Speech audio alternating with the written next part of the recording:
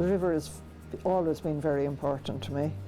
When we were young, very young, we played in it and on it and were rescued from it. And as we got bigger, we rescued other people.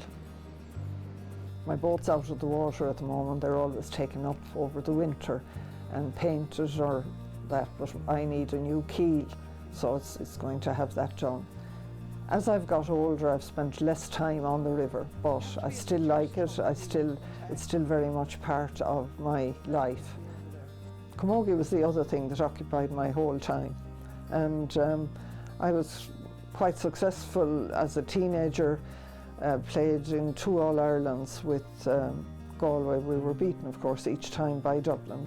But when I got to UCG, of course, there was the Ashburn. And because I was doing medicine, I was there for several Ashburns, and I suppose that made it all the more enjoyable, both the medicine and the camogie.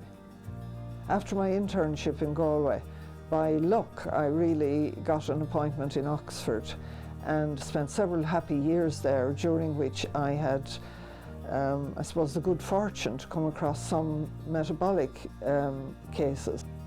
Inherited metabolic disorders was my specialty.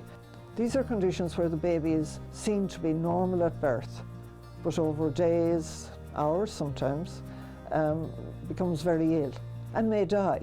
And there are disorders whereby an enzyme would change, we'll say, one amino acid into another amino acid, but that enzyme is not functioning, is missing, is only partially functioning.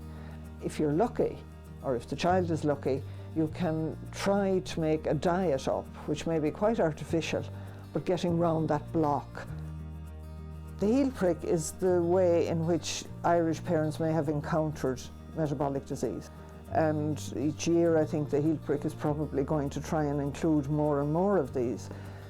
But the disorders which are really challenging are new ones for which treatment hasn't yet been defined. And you're trying to work out a way to get round the block at the enzyme level and to remove the toxic things which accumulate and replace the missing end products. And that is the challenge. The area is rapidly expanding. New possible avenues for treatment are evolving all the time, and some of them started in the work we were doing in Temple Street. I was extremely busy for 20 years. I worked 12 years on my own in Temple Street, and my refuge was always Galway. I escaped down to Galway whenever there was a lull, and I think I had the best of both worlds. I had a very interesting professional life and a very satisfying one, but I also have my refuge here in Galway.